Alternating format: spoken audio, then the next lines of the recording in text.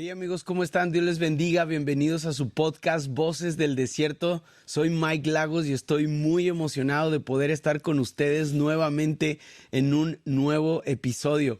Como siempre lo digo, gracias por hacer posible que este podcast llegue a muchas personas, a muchas vidas. Son muchas personas las que han sido tocadas a través de estos episodios y cómo Dios ha estado hablándonos, cómo Él ha estado inspirando vidas. Hemos recibido muchos mensajes de cómo Dios ha inspirado sus corazones y estoy muy emocionado por esto, por poder aportar un granito de arena a tu vida, a tu corazón.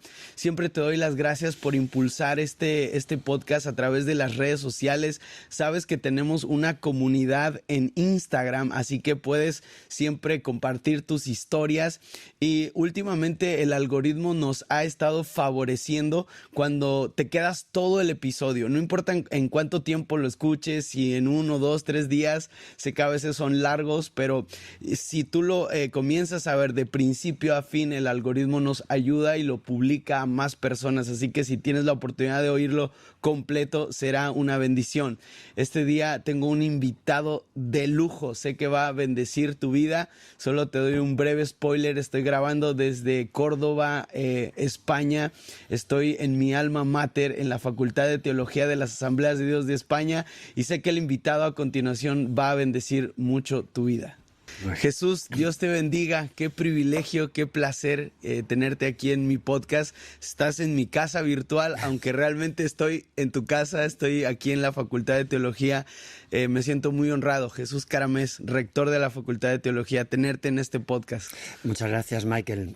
Para mí es un privilegio enorme y sobre todo, pues eso, sentir tu cercanía, saber de tu ministerio y ver el proyecto de un egresado, lo que Dios está haciendo. Así que estamos muy bendecidos. Wow, es una bendición. El año pasado tuve la oportunidad de estar aquí después de 11 años que no regresaba a España.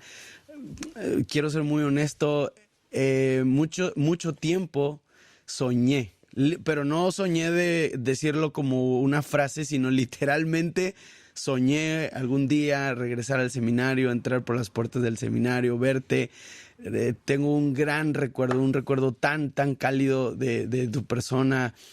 Muchas veces invertiste tiempo extracurricular en mi vida, dándome consejos, jalándome las orejas de vez en cuando era necesario, y eso lo guardo de una manera muy linda en mi corazón, Jesús, y el hecho de tenerte en mi podcast es un sueño cumplido. Claro, fíjate, hablando de sueños, el sueño no solamente de mi persona como director, sino de todo el equipo de trabajo amplio, es el sueño que siempre hemos tenido, es ver a personas y a trayectorias como la que tú tienes, ver a los graduados que están firmes.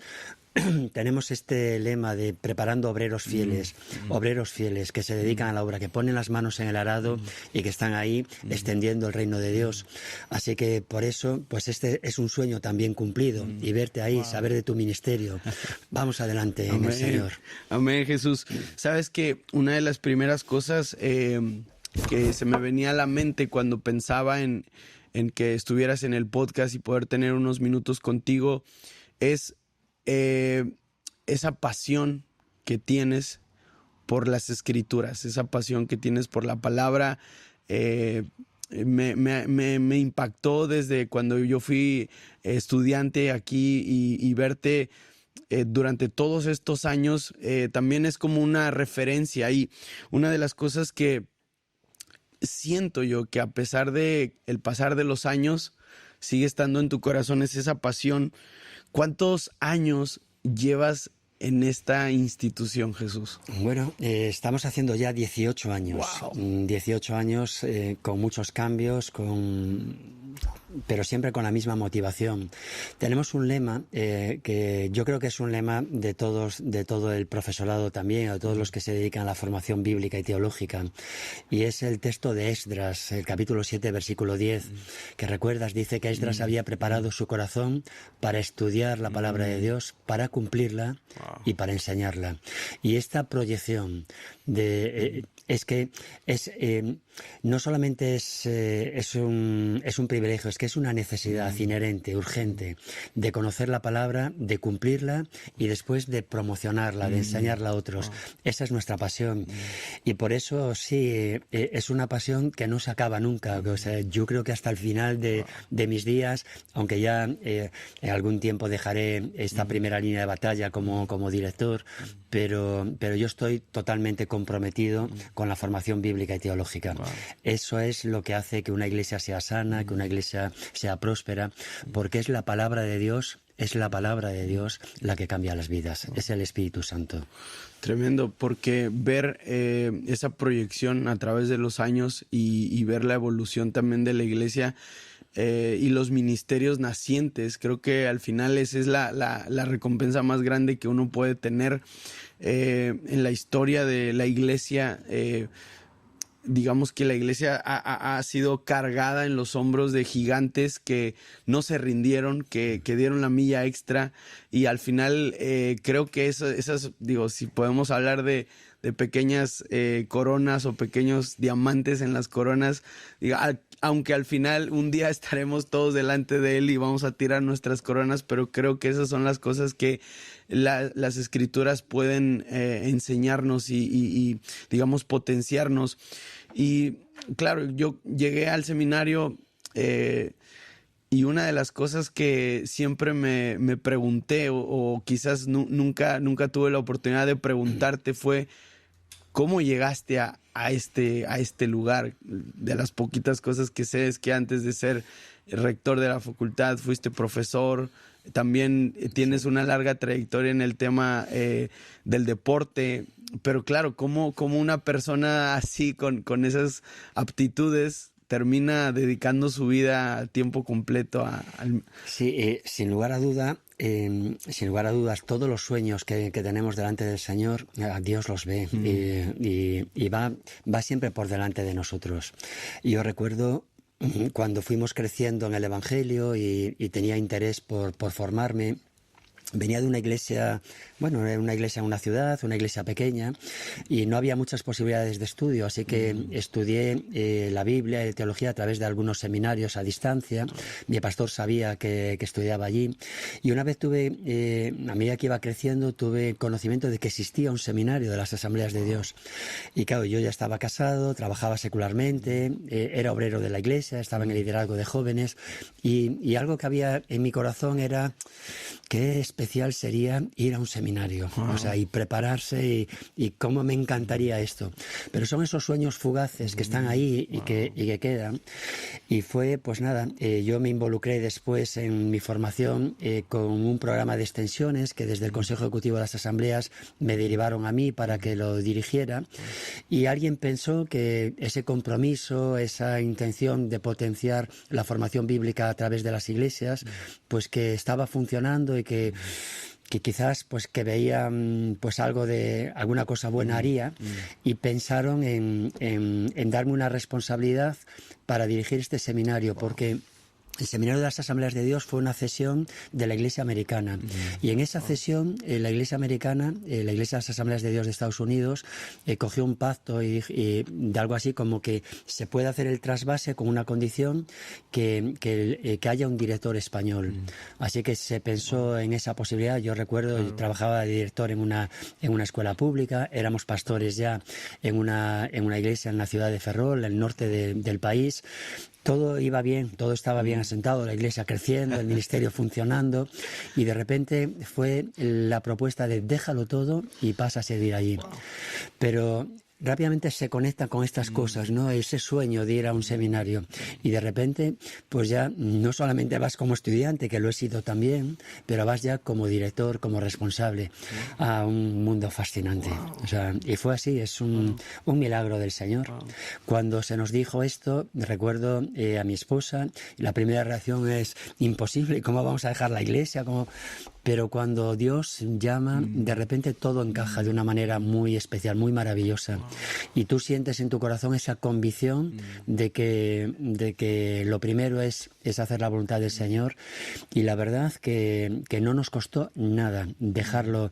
Era un director emergente en la escuela pública, salí en la prensa, el director del colegio Esteiro pues se va a dirigir una facultad de teología, bueno, era un instituto bíblico en aquel entonces, salimos en la prensa y todo, cómo es capaz de dejar el puesto de funcionariado para alguna gente fue una valentía, para nosotros no fue nada. O sea, fue simplemente hacer la voluntad del Señor, no nos costó ningún esfuerzo, no fue ninguna valentía, fue hacer lo que teníamos que hacer. Y eso es maravilloso. Oh, qué lindo, me encantan esos de repentes. Sí. Pero los de repente siempre vienen acompañados de un sueño y de un proyecto, ¿no? Y claro, uno está siempre pensando cuándo pasará o si quizás llegará a pasar en algún momento, pero la Biblia está llena de esos de repentes y creo que los de repentes cuando llegan rodeados de toda esta dinámica de sueños, de propósitos, de anhelos, es cuando tú dices, es Dios. O sea, no hay, por eso, claro, es como no nos costó, es como estamos casi listos. Sí. Y claro, lo que a lo mejor para nosotros es algo natural, para el mundo es como una locura, ¿no? Sí. Es como, ¿por qué estás dejando lo seguro? ¿Por qué estás dejando, pues, tu vida hecha? No solamente de manera ministerial, sino financieramente, económicamente, la estabilidad familiar también. Pero me encantan esos de repentes cuando están 100% acompañados de propósitos divinos. Al estar aquí, Jesús, pues has visto pasar a distintas generaciones y creo yo que cada generación ha tenido su reto, ¿no? Cada generación ha sido única, pero sí.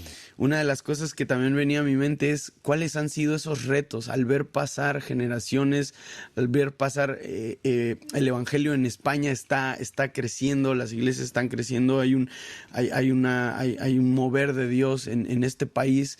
Y de alguna manera esta es una factoría, es una fábrica de ministerios. Pero claro, uno siempre piensa que todo es color de rosa, todo es... pero ¿cuál ha sido tu experiencia al ver pasar estas generaciones y qué retos has enfrentado como rector de este lugar? Sí, el reto siempre es, decimos, es creer en Dios y es creerle a Él, es creer a Dios. Nosotros le decimos al equipo de profesorado que de alguna manera el Señor nos permite trabajar con un grupo de estudiantes, con una generación de estudiantes en cada ciclo. Son ciclos de 4 años y es como que el Señor nos los presta para que todo el equipo de profesorado, de pastores, todo el equipo ministerial que estamos aquí, para que podamos contribuir en la formación de ese liderazgo futuro. Y claro, ha habido luces y sombras, ha habido tirones de oreja, ha habido decepciones, ha habido disgustos, pero creer a Dios es que Dios sí va a hacer algo con todos ellos. Aquí nosotros hemos visto a generaciones que salen, terminan y están directamente aptos para la obra. Y hay otras veces que alguien termina y no está apto porque tiene que madurar, porque la vida le tiene que dar unos achuchones, porque tiene que sentir lo que significa vivir la fe cristiana, que no todo es fácil, que a veces hay esas noches oscuras, esas ansiedades, esos momentos donde parece que Dios no responde y hay que superarlo. Y algunos lo superan aquí, es lo que nosotros pretendemos, pero otros lo van a superar después. Pero decía creer a Dios, me acuerdo de la convención anual de las Asambleas de Dios del año anterior, tuvieron credenciales 12 graduados de nuestra facultad. Wow. Y verlos allí, ver a los 12, algunos con familias, y ver que están no solamente ya sirviendo en sus iglesias locales, sino con una proyección nacional. Pues eso es la demostración de que Dios es el Señor de la obra, de que Él lo hace todo. Es verdad que en estas generaciones ha habido cambios. O sea, 18 años, España, Occidente, la juventud ha cambiado. Recuerdo, pues, mirándote a ti, te decía el otro día, ¿no? Recuerdo a veces una generación de personas que, aún siendo jóvenes, veníais con otra trayectoria, con otra vida de iglesia, donde la ayuda, ayuno, donde la oración, donde todo era más común. Ahora notamos que ciertas disciplinas son un poco más light. Aquí hay que enseñarle a los estudiantes que un tiempo de silencio en la oración es un tiempo que enriquece, no es un tiempo que nos incomoda y que hay que poner rápidamente una música de fondo porque si no, no sabemos qué hacer, que hay que deleitarse en buscar al Señor, que el ayuno es una disciplina, que no es un sacrificio, que es algo que Dios quiere que lo hagamos para que aprendamos a crecer en Él, para que maduremos. Entonces hay que trabajar otras cosas que en otro tiempo, casi recuerdo en alguna generación con vosotros, con algunos compañeros que has tenido, recuerdas, a algunos les tenía que prohibir ya no más ayuno. Después de 30 días, el director dice que no más ayuno. Ahora a veces casi hay que decir una jornada de ayuno y hay que potenciarla porque bueno, por la generación ha cambiado. Una de las cosas que más marcó mi vida, bueno, yo siempre lo he dicho y llevo mucho tiempo repitiendo este mensaje, siempre que me preguntan por mi formación teológica, y es que yo era uno antes de llegar aquí, y cuando yo me fui de este lugar, yo era otra persona. O sea, literalmente a mí el seminario me cambió la vida. Y ayer que compartía un momento con los chicos, yo decía, había noches donde yo estaba llorando y toda la noche yo sentía como el Espíritu Santo me limpiaba. O sea, había noches que yo estaba, claro, yo hijo de misioneros, tal, pues desde que tengo uso de razón viendo el ministerio de mis padres, pero sin una relación personal con Dios. Y esa fue una de las cosas que más me marcó, y creo que eso fue resultado de un impulso. Yo siempre les recuerdo a ustedes impulsándonos, chicos, el tiempo de la capilla, chicos, tal, la oración, las vigilias. Claro, y eso se metió en mi cuerpo, o sea, eso se metió en mi piel, y yo recuerdo capillas, pues que estábamos a las 12, 1, 2, 3 de la madrugada orando, con algunos profesores también de aquí del seminario. Recuerdo especialmente una capilla que de manera muy espontánea el Señor de alguna forma nos despertó a todos a una hora. Nos fuimos ahí a capilla y Dios estaba ahí de una manera muy fuerte. Esas cosas a mí en lo particular me marcaron porque, claro, cuando se habla del pensamiento teológico, muchas veces como que solamente se queda en el área intelectual, en el área, digamos, del aprendizaje, pero mi experiencia fue que la palabra fue acompañada de la experiencia, pues lo puedo llamar así, la experiencia pentecostés, o sea, la experiencia de vivir la palabra, al Espíritu Santo obrando de manera sobrenatural. Y yo recuerdo, Jesús, que una de las oraciones que hacíamos es: Señor, aviva tu obra en medio de los tiempos. Y orábamos por España en el 2009, 2008, orábamos por España, orábamos por un avivamiento en España, orábamos para que las iglesias se multiplicaran en España. Y uno de los también oraciones muy fuertes que hacíamos era: Señor, úsanos, queremos ser útiles para tu obra, úsanos, Señor. Claro, yo salgo del seminario después de 4 años y yo no tengo ni idea de lo que Dios va a hacer en mi vida, pero estaba esa oración, úsame, Señor. Y creo que sigue siendo uno de los motores que mueve mi vida, mueve mi matrimonio, que mueve mi ministerio, el hecho de ser usado por Dios. Pero al final esa fue una semilla que ustedes sembraron en mi corazón, y sé que en muchas otras generaciones. Los retos son difíciles, los retos son complejos, como dices, una generación que está cambiando mucho. En este sentido, Jesús, ¿cuán importante crees que en este tiempo crucial, en el posmodernismo, envueltos en corrientes teológicas, qué tan importante crees que en este tiempo es la formación ministerial? No solamente para los que quieren un enfoque pues ministerial 100%, sino para todos aquellos que deseen anhelar un poco más de las Escrituras. ¿Qué tan importante crees que en este tiempo de tantas corrientes, tantas filosofías, tantos pensamientos, qué tan importante crees que es la formación teológica en estos tiempos? Claro, iba a decir, es necesaria, es útil, pero hay que subir de escala. Es vital. Wow. Si no hay formación bíblica, no estás apto para la obra. O sea, no podemos considerar. Es como a veces ya son estereotipos que se dicen, ¿no? Pero cuando uno va a un taller mecánico, cuando uno va a una panadería, buscas un buen profesional que hagan bien las cosas. O sea, y cuando estamos hablando de la cura de almas, nos vale cualquier cosa. No es suficiente la pasión, no es suficiente la emoción, no es suficiente la buena disposición. Hay que estar bien formado, hay que saber trazar bien la palabra de verdad. Hablas de diferentes corrientes teológicas contemporáneas. Muchas de las grandes herejías fueron propiciadas por gente que igual en un principio con buena intención, pero sin conocimiento, ha destrozado la palabra, ha dicho lo que Dios no quería decir y ha violentado el texto bíblico. Y Dios nos hace responsable de eso. La palabra de Dios dice que si no amamos la palabra, por cuanto desechamos la palabra del Señor, el Señor nos echará del sacerdocio. No puede haber un sacerdocio que no esté bien conectado con la palabra. Y la palabra no solamente, claro, hay que leerla. La palabra nos ilumina a todos, de cualquier, pero el que anhela obispado tiene que tener formación.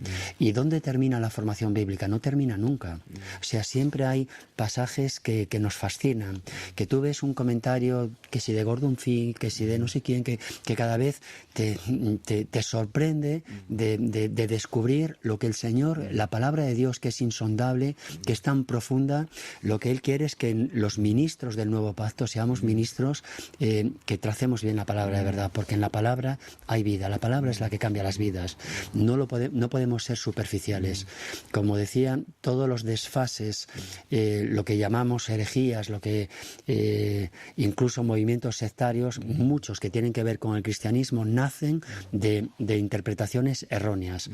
Y después, claro, después hay malas intenciones, ¿vale? O sea, no llegamos a una secta porque... O sea, después hay malas intenciones, pero ¿cuál es el germen? Pues es una mala formación. Por eso Dios demanda de los obreros, de esos obreros fieles, como uno de los lemas de nuestra facultad, que seamos expertos en la palabra, estudiosos. Y aquí nuestro proyecto curricular trata de desentrañar toda la profundidad, estudiando todos los libros de la Biblia desde diferentes perspectivas.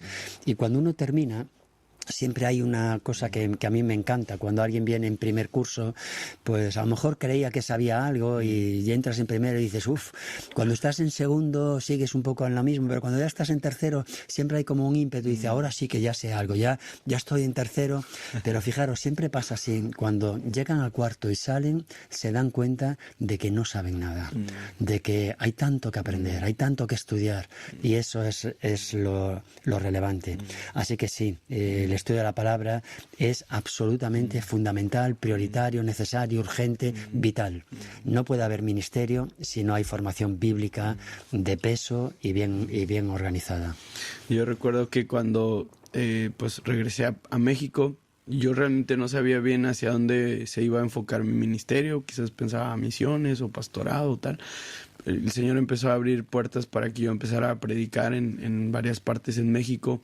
Al principio apoyando a mis padres en el área de la promoción misionera, y ya después el Señor empezó a moverme predicando con jóvenes. Y uno de los comentarios que siempre escuchaba después de que yo podía compartir era... Pero a mí me sonaba raro porque, claro, pues yo venía del entorno de España y trazando la palabra, viviendo de alguna manera la doctrina y bueno, pues mis referentes eran personas que trazaban la palabra y tal, y para mí era lo cotidiano, pero escuchaba después, a lo mejor después de que yo terminaba de predicar o tal, siempre había el comentario de que wow, me gusta cómo predicas pura palabra. O sea, como que era algo que siempre era un comentario, es que predicas pura palabra. Y claro, yo recién llegado a México no tenía mucho el contexto de todo lo que estaba pasando, y luego con el tiempo me fui dando cuenta que estamos viviendo en una época muy, muy compleja, muy peligrosa, donde cualquiera puede estar en un púlpito, cualquiera puede estar en un pedestal, cualquiera puede estar con cualquier mensaje, contando una historia, contando un chiste, contando esto y tal. Claro, y yo venía de este entorno y pues acostumbrado a trazar el texto, exponerlo de acuerdo a su contexto, sacar una aplicación contextual, pero también a la vez relevante para el momento. Claro, todo lo que te acompaña en la preparación y pensando que debe de ser así, claro, y luego yo fui removido a un contexto donde pues no era lo habitual y me di cuenta de la fortuna que había tenido de haber crecido en una formación teológica que ama la palabra y eso fue algo que impactó muchísimo mi vida.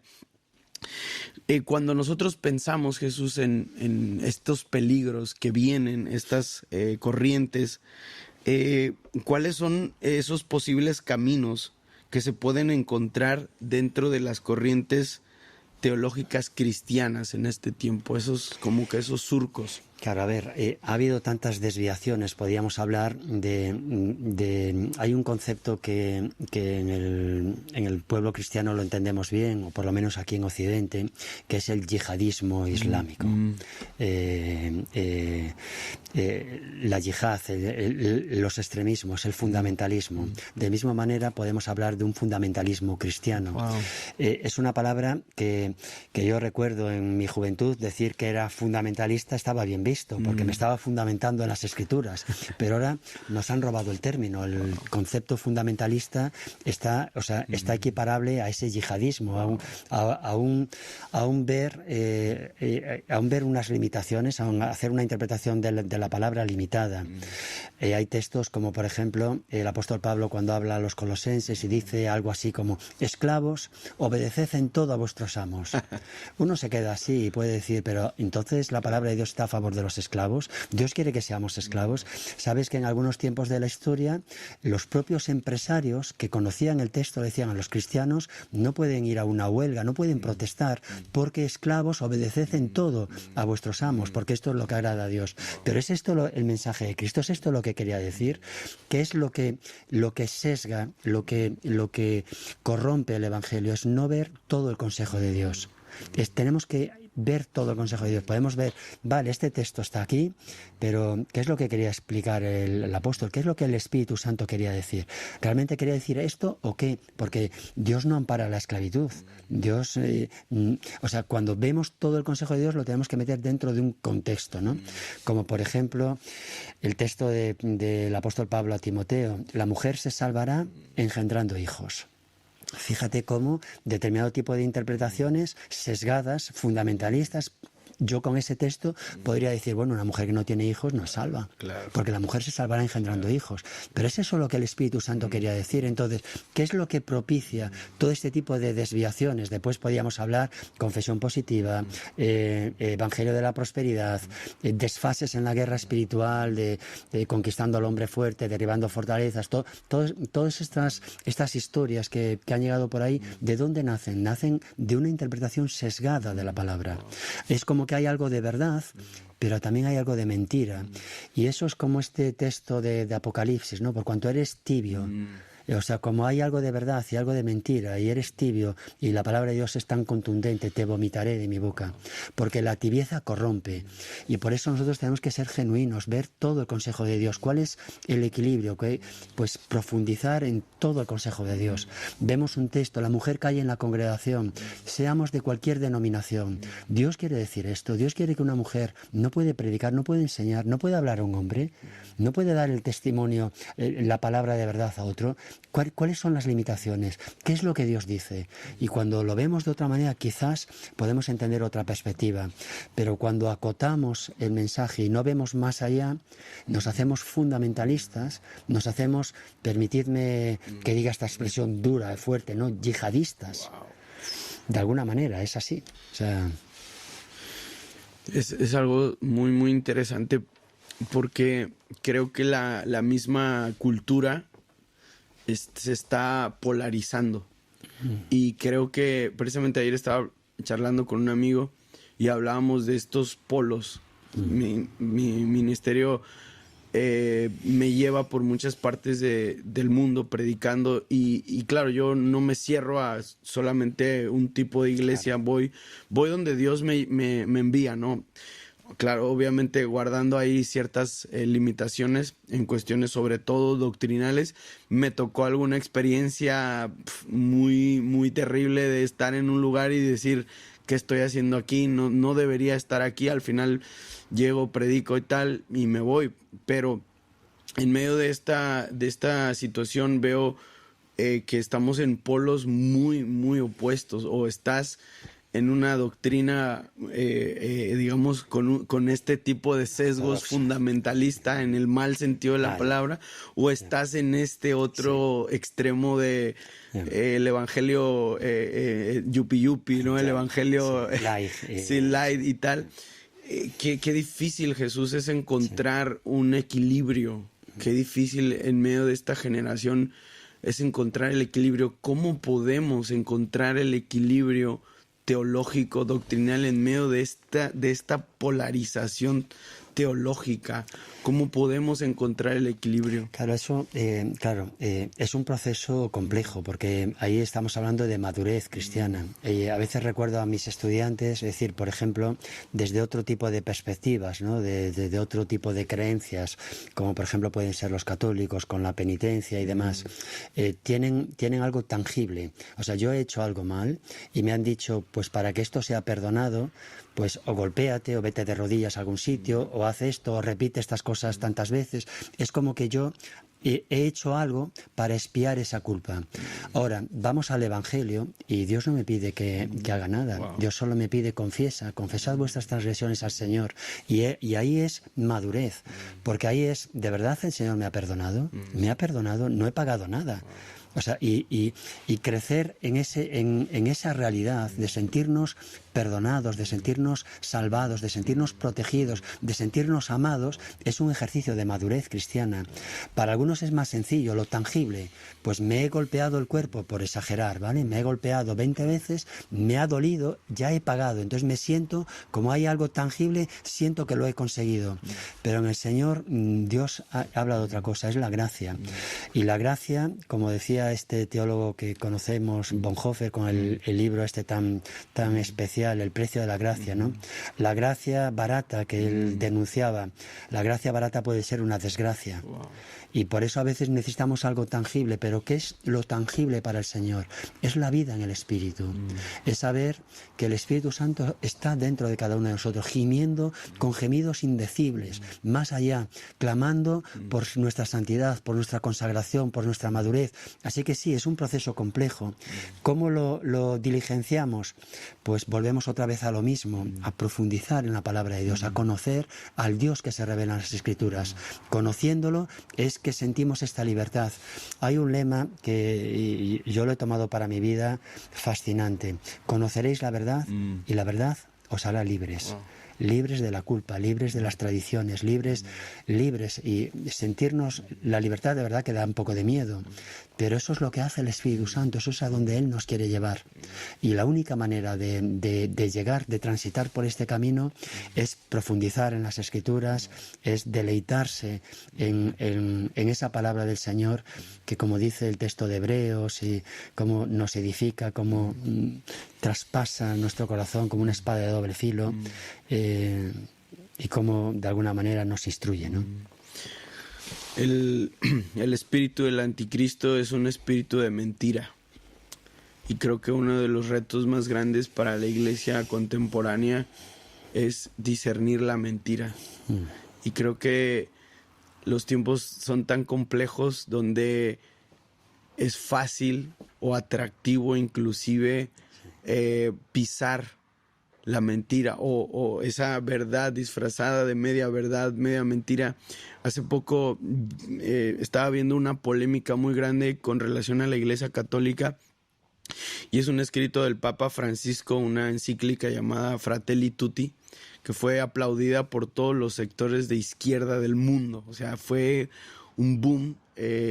Inclusive logias masónicas y tal salieron aplaudiéndola, claro, y esto resonó bastante porque el mismo Vaticano en muchas de las sedes a nivel mundial salieron a protestar en contra de la misma encíclica de Francisco, y al parecer es una reafirmación al Pacto de Naciones Unidas, el Agenda 2030, o sea, es como una ratificación, y algunos analistas inclusive llegan a decir que él estaba como esa encíclica es como su presentación a una candidatura a un gobierno mundial, porque al final la encíclica Fratelli Tutti, digamos que es una apología a un gobierno mundial, a una religión mundial, a una moneda mundial. Claro, Jesús, esto hace 12 años, yo estudié contigo sectas y corrientes teológicas, esto se veía lejísimos, y ahora lo tenemos a la puerta. Claro, todo se ha complicado. Se ha complicado porque ahora la verdad se ha quitado del medio. Esa verdad que nosotros decimos, conoceréis la verdad y la verdad os dará vida. La verdad de Cristo se ha quitado, pero se ha quitado toda la verdad.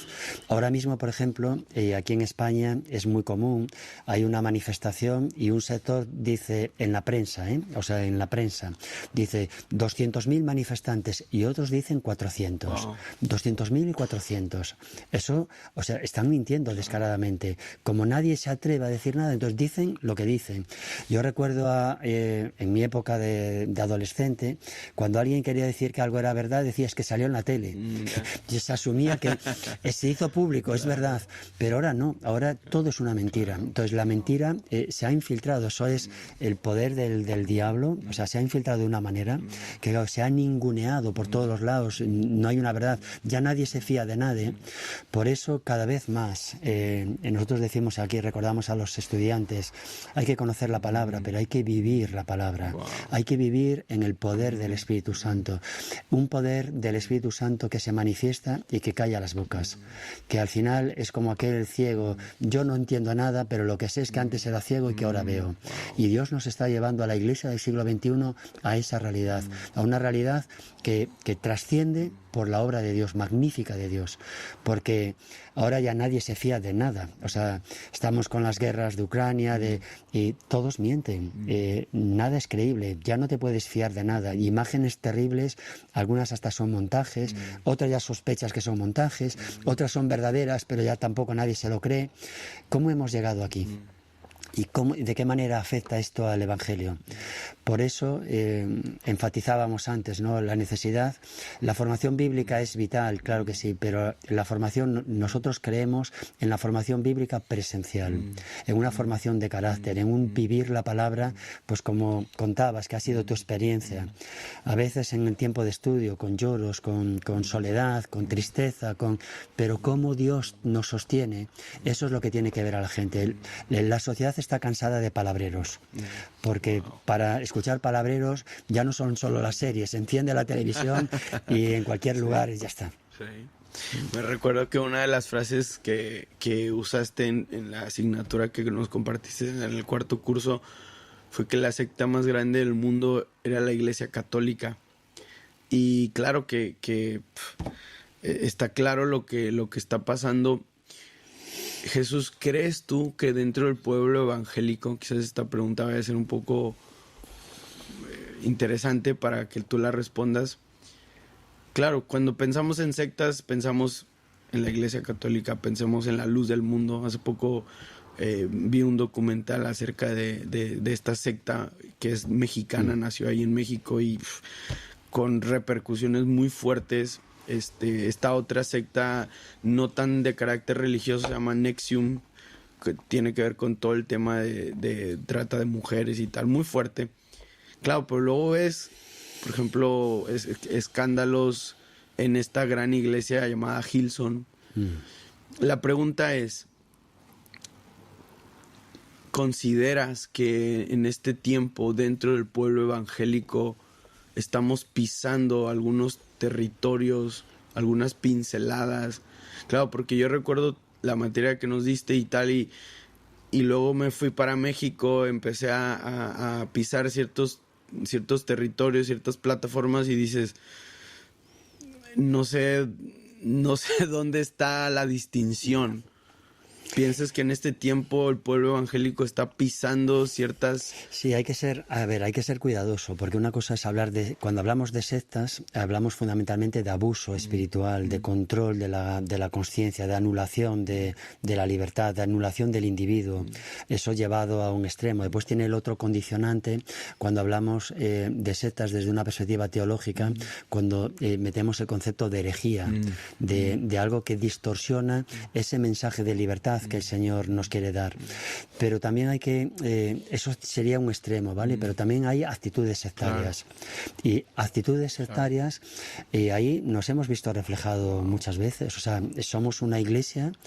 Por ejemplo, a veces recuerdo a mis estudiantes, yo crecí en una iglesia evangélica genuina del todo, pero en aquel tiempo se enseñaba que yo venía de un entorno de deporte, de relaciones y todo, y cuando conocí al Señor, el mensaje que me daba el liderazgo era: tienes que dejar a tus amigos, no puedes volver a salir con ellos, tienes que dejar tu deporte. Esos son actitudes sectarias. No era una secta, era una iglesia genuina y ahí he crecido toda mi vida, pero este tipo de actitud, este tipo de mensajes son mensajes equivocados, quizá influencias de la cultura, del momento, de la cultura evangélica del momento, de la tradición y demás, que tenemos que superar. Entonces tenemos que ser cuidadosos. A veces en algún entorno evangélico se puede dar alguna actitud sectaria que el liderazgo, que los pastores, que tenemos que corregir. Es frases como a veces se han malinterpretado, ¿no? Yo soy el pastor, no puedes tocar al ungido del Señor. Pero es que al ungido del Señor se puede equivocar. Y es preferible que ese ungido del Señor que se equivoca, que alguien se lo diga, a que no se estrelle y que se estrelle con toda la congregación. Entonces, claro, puede haber actitudes sectarias, no necesariamente que sea una secta. La secta, definimos una secta cuando hay definitivamente ya un control de la conducta, una anulación del ser, donde se propicia el aislamiento, donde hay, bueno, incluso casi se deriva hacia el lavado de cerebro, ¿no? Donde la gente ya no piensa por sí solo, como el libro aquel famoso de Josh McDowell que decía: deja tu cerebro a la puerta, y se veía una viñeta que cuando entraba en una congregación se quitaba de la cabeza el cerebro y ya está, ¿no? Tenemos que pensar, tenemos que cuestionar, tenemos que dudar. Eso es parte de la iglesia, eso es parte de nuestra idiosincrasia. Cuando anulamos eso, pues nos estamos acercando a actitudes sectarias. ¿Cómo llegaríamos ahí? Pues cuando no hay controles, cuando un grupo está tan aislado, nadie le corrige, y al final sí podría derivar con actitudes sectarias a constituirse en un grupo sectario. Claro, considero yo que las actitudes sectarias pueden llegar a dañar a una generación. Claro que sí. Y creo yo que una generación ha sido dañada por esos conceptos. Claro, cuando piensas en la cultura, cuando piensas en compartir el evangelio en lugares donde quizás la presencia evangélica no es tan preeminente como en otros países. Y por ejemplo estaba platicando con Seth, que después vamos ahí a tener una charla, y él me contaba su mundo. Claro, yo no tenía ni idea del mundo de donde él provenía. Y claro, él me cuenta y tal, el género urbano, el mundo donde él vino, y luego cuando él se convierte, eso lo tiene que sepultar, y luego Dios le llama y nuevamente le dice: hey, tienes que tener presencia. Creo que es muy importante eso. ¿Cómo la Facultad de Teología actualmente está gestionando los cambios culturales? Claro, la palabra es la palabra no se mueve, la palabra no se toca, el fundamento es el mismo, pero los tiempos cambian, la cultura está mutando y cada vez es de una manera más vertiginosa, más veloz. ¿Cuáles son los esfuerzos, Jesús, que ustedes están haciendo a la hora de la aplicación? Porque algo que a mi generación o a mí en lo personal me marcó el seminario fue que no solamente tenía la destreza de trazar un texto, sino también de poder aplicarlo. Yo recuerdo que un profesor me hablaba de homilética y él decía que Spurgeon, y eso me tocó mucho, y eso yo creo que hasta el día de hoy lo valoro y lo aplico, que Spurgeon predicaba con en la mano la Biblia y en la otra el periódico. Claro, y eso es tener la cultura, una compenetración de la cultura. Pero me he enfrentado mucho a ese pensamiento, no, deshazte de todo esto, tal. Sí. ¿Qué esfuerzos actualmente está haciendo la Facultad de Teología para embarcar a esta generación a trazar la palabra correctamente, pero a no temerle a la cultura y a poder predicar un mensaje con relevancia? Porque al final creo que una generación entera se puede perder si el mensaje no se aplica correctamente, ¿no? Claro, a ver, es una respuesta también compleja, pero yo estoy pensando, ¿cuál es la clave? La clave es volver al fundamento de las Escrituras. Dice la palabra en 1 Timoteo 2:5, dice, hay un solo mediador entre Dios y los hombres, es Jesucristo. Entonces hay que ir ahí. Es como, a veces yo he tenido una experiencia de alguien que viene cuando éramos pastores y nos dice, pastor, vamos a comprar un coche, dígame qué coche tengo que comprar.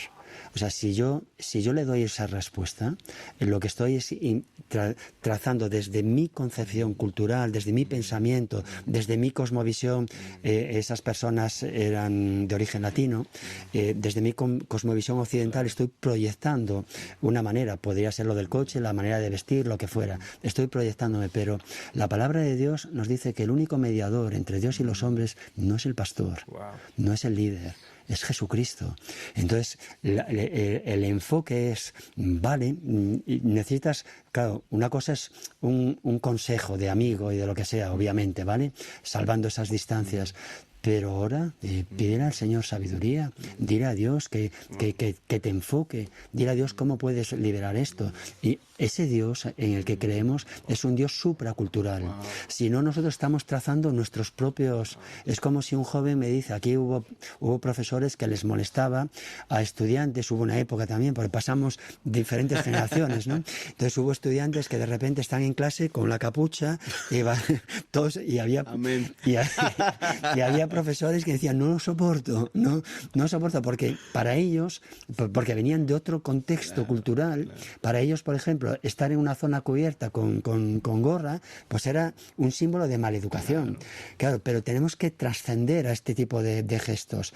Entonces, ¿cómo lo hacemos? ¿Qué es lo que es supracultural? Es Dios, es la Escritura, es la palabra, es llevarlos al Señor, porque cuando llegamos al Señor, decimos, bueno, vamos a ver, el Señor se va a molestar porque un joven venga a la iglesia y tenga gorra.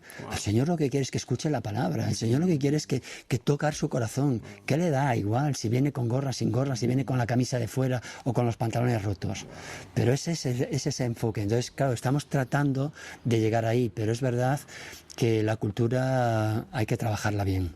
El enfoque misionero de pasar por esa rejilla de la culturización, de dejar su propia cultura e imbuirse en la otra, es un proceso que sin duda alguna tiene que estar el Espíritu Santo.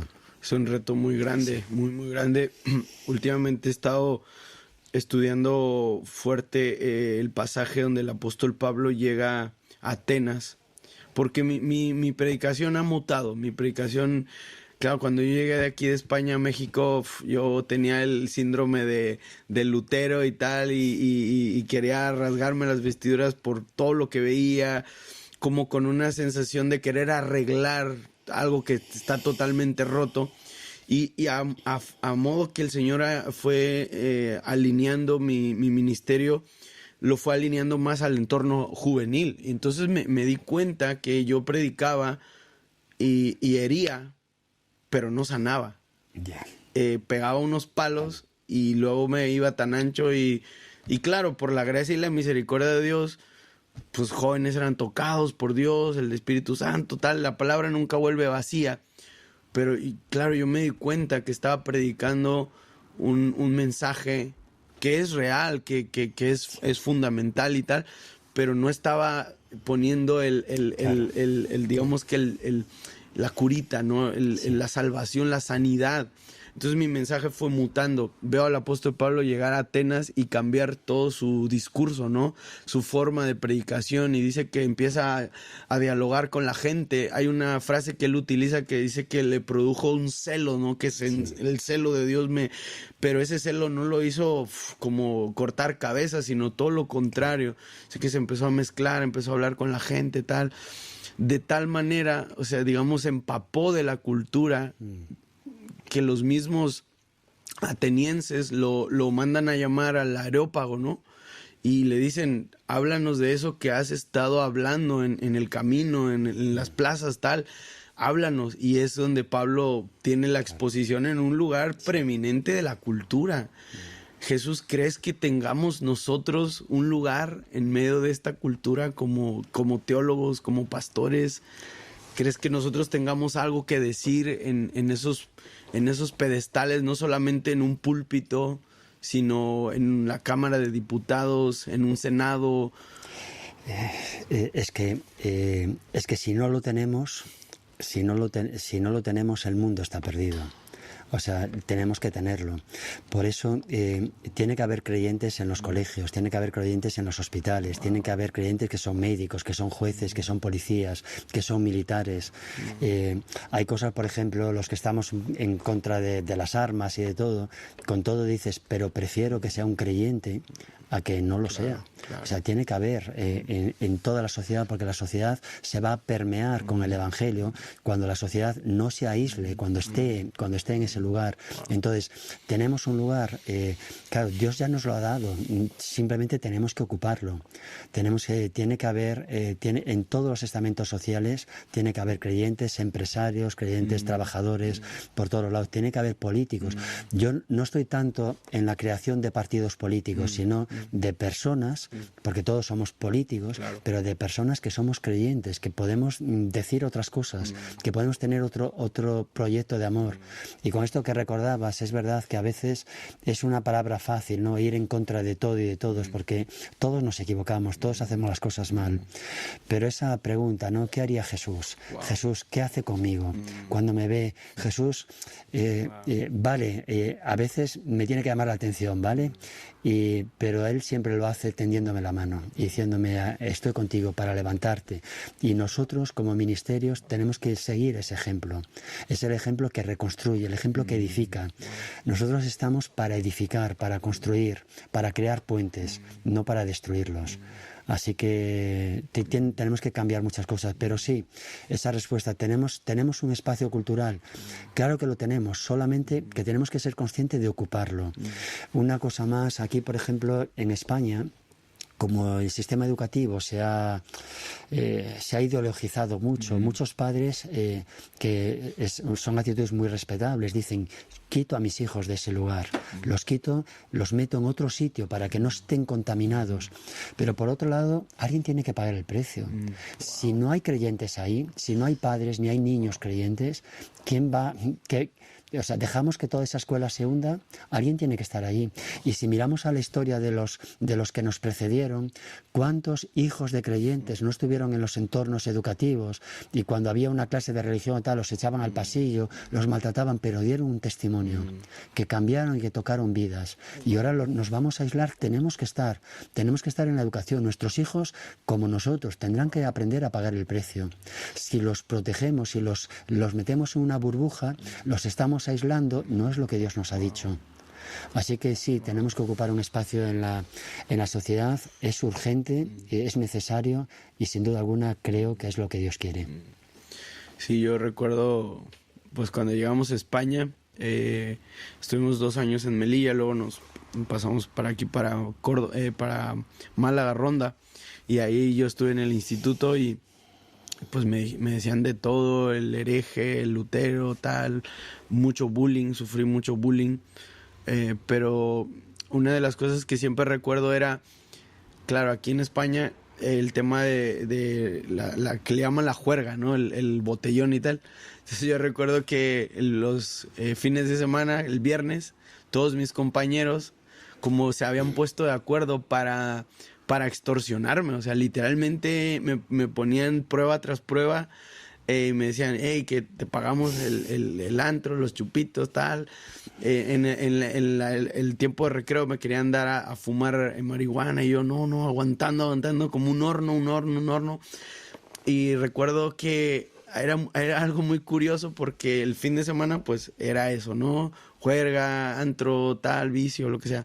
Y luego el lunes yo los veía a ellos llegar y destruidos, ¿no? Vomitando mal, así una situación complicada.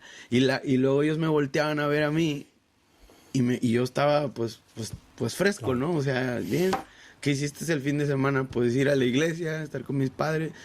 Claro, y al principio era un ataque, pero luego se convirtió en una admiración. Sí. Porque ellos decían, ¿por qué? ¿Por qué no podemos romper tu fe? ¿Por qué no podemos doblegarte? ¿Por qué? ¿Qué es eso tan fuerte que tienes tú, no? Entonces es ahí donde a mí me dio oportunidad de testificar de Cristo Sí, y la gente lo ve. Yo recuerdo en mi etapa cuando era director de la escuela pública y la gente sabía que también era pastor, y en el entorno público no puedes estar haciendo proselitismo ni nada de eso, pero recuerdo muy bien que cuando había asuntos serios con padres, con familias, que incluso entre compañeros de trabajo, pues como acudían a mi persona como una persona confiable. Por el testimonio, por el ejemplo de vida. Por eso refrendo, tenemos que estar ahí.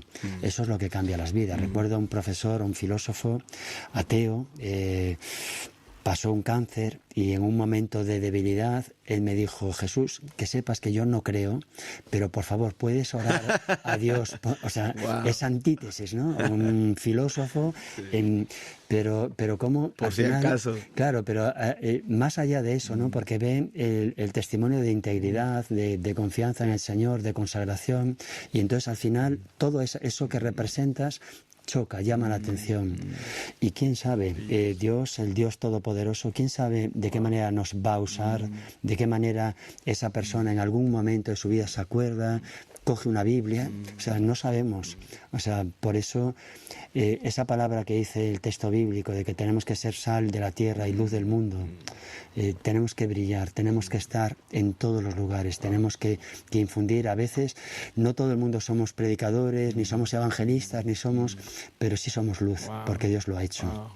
Y eso es un privilegio que lo tenemos todos los creyentes. Así que dejemos a nuestros hijos, a nuestras mujeres, a nosotros mismos, dejémonos brillar con la luz de Cristo, no con la nuestra. Increíble, Jesús. Wow, pues ya llevamos casi una hora. Me gustaría en los últimos minutos, uno de los deseos más grandes en mi corazón es ver a mi generación no solamente postrada clamando por un avivamiento, sino preparándonos para un avivamiento. Y cuando hablamos de la Reforma Protestante, ahora que estamos en este mes, pues uno de los pilares de la Reforma es Lutero, y Lutero tenía una formación impresionante, ¿no? Lo que derivó en un avivamiento, ¿no? Uno de los más grandes avivamientos pues de la historia, ¿no? Y de ahí derivamos todas las el protestantismo. Me gustaría, Jesús, en los últimos minutos que nos hablaras acerca de la proyección de la Facultad de Teología. ¿Hacia dónde se está proyectando? ¿Cuáles son los próximos sueños que ustedes tienen? Los proyectos, ¿qué se está gestando? Porque creo, yo soy pues de esos raros, ¿no? Que sigue creyendo que viene un despertar espiritual, pero creo que un despertar espiritual tiene que tener raíces. Entonces, estos últimos minutos, Jesús, me gustaría que nos hablaras, que hablaras directamente a la cámara acerca de los proyectos de la Facultad de Teología, las aulas que tienen remotas, de los proyectos de maestría, estábamos hablando antes unos minutos, y que echáramos la red. Porque una de las preguntas más recurrentes a lo largo de mi ministerio es ¿dónde estudiaste? Y la segunda es ¿y yo puedo estudiar allí? Sí. Y bueno, entonces me gustaría que usáramos estos minutos, claro, Jesús. Sí, con mucho gusto. Bueno, pues en la Facultad de Teología en España, el seminario, como todos otros, forman parte, sin duda alguna, de un proyecto maravilloso de Dios. Proyectos que queremos hacer, nos sorprende lo que hace el Señor con todo. Nosotros somos un centro homologado por el Gobierno de España, somos un centro que funcionamos como un centro universitario, y aunque hemos trabajado el equipo de profesorado durante años para que esto pudiera consolidarse, siempre recordamos una fecha que es Dios mismo para recordarnos: todo esto es un milagro que lo he hecho yo. Se aprobó la Constitución como un centro universitario en España el 11 del 2011 a las 11 de la mañana. ¿Te lo puedes creer? O sea, y fue en un momento en que el Gobierno de España tenía que editar un Real Decreto para que esto fuera así. El Gobierno había perdido las elecciones, salía en el último Consejo de Ministros, cuando ya se terminaba todo, cuando ya todo lo que se había trabajado quedaría en cero, en ese último Consejo de Ministros, donde nadie esperaba nada, Dios se glorificó. Se glorificó de esta manera, se glorificó haciendo que un seminario pequeño, una población pequeña de este país de España, pues que ahora tenga 4 aulas en las que puede haber 40, 50 estudiantes, y ese es nuestro sueño, que algún día estas aulas se llenen de gente apasionada por el Señor para servir a Dios. En medio de ese interín y de la gracia de Dios que nos ha ayudado en todo, indudablemente solamente lo ha hecho el Señor. Nosotros pues hemos querido, con su ayuda, de que no fuéramos obstáculos a lo que Dios ha pretendido hacer. Tenemos un programa presencial aquí de 4 años, la licenciatura en Teología. Tenemos ahora en proyecto, que se iniciará el próximo mes de septiembre, en el 2024, un programa de maestría. Será una maestría en Teología que se hará de manera virtual. Tenemos también un programa que está funcionando muy bien a nivel nacional e internacional, que es el programa online, a través de una plataforma online, para conseguir la licenciatura, el grado en Teología, que se hace aquí en Europa. Y tenemos otro tipo de programas especiales para pastores y demás, pero con todo esto pues queremos animarte. Como hemos dicho, sin formación bíblica no hay ministerio, no hay ministerio. El profeta Oseas, cuando nos recuerda ese texto, ¿no? Por cuanto desechaste el conocimiento, yo te echaré del sacerdocio. Es una palabra muy fuerte. Dios está buscando a hombres y mujeres fieles en la palabra, y ojalá que esta sea una oportunidad. Puedes buscarnos en Google, Facultad de Teología Asambleas de Dios España, y por aquí aparecemos, y puedes comunicarte a través de los contactos que hay ahí de correo electrónico, y estaremos encantados de recibirte y de darte cualquier tipo de información. Pues vamos a poner toda la información, Jesús, de la facultad, los links aquí en la descripción de este podcast, de este episodio. Vamos a empezar a direccionar. Yo sé que tengo esa fe, tengo esa convicción de que va a haber un fruto de este episodio, y es intencional, lo estamos haciendo de manera intencional. Tenemos aquí un gran amigo que nos está apoyando, Juanjo, detrás de las cámaras, exalumno, profesor también. Sí. Y esto es intencional para que la formación teológica, la formación ministerial sea una realidad. Amén. Si queremos ver un despertar espiritual, necesitamos raíces, claro, y las raíces están en la palabra. Claro. Así que, Jesús, pues no hay la forma de agradecerte tu tiempo, tu corazón. Gracias por haber influenciado mi vida, por haber dejado tu huella, tu marca, tu sello. Y siempre lo digo, te lo dije ayer y lo repito, yo llevo la bandera del seminario, de la facultad, donde quiera que voy. Para mí es un orgullo, de verdad, es un orgullo decir: Dios me formó aquí, Dios me procesó aquí, Dios me cambió aquí. Y si Dios lo hizo conmigo, que estaba por la calle de la amargura, Dios lo puede hacer con cualquier persona. Así que gracias, Jesús. Que Dios te bendiga mucho, Michael. Gracias. Amigos, pues terminamos este episodio. Sé que Dios te va a bendecir. Compártelo con tus amigos, comparte el link por tus grupos de WhatsApp, Telegram. Allí si tienes, una historia, súbela a Instagram. Sé que Dios te va a bendecir, y nos vemos en el próximo episodio.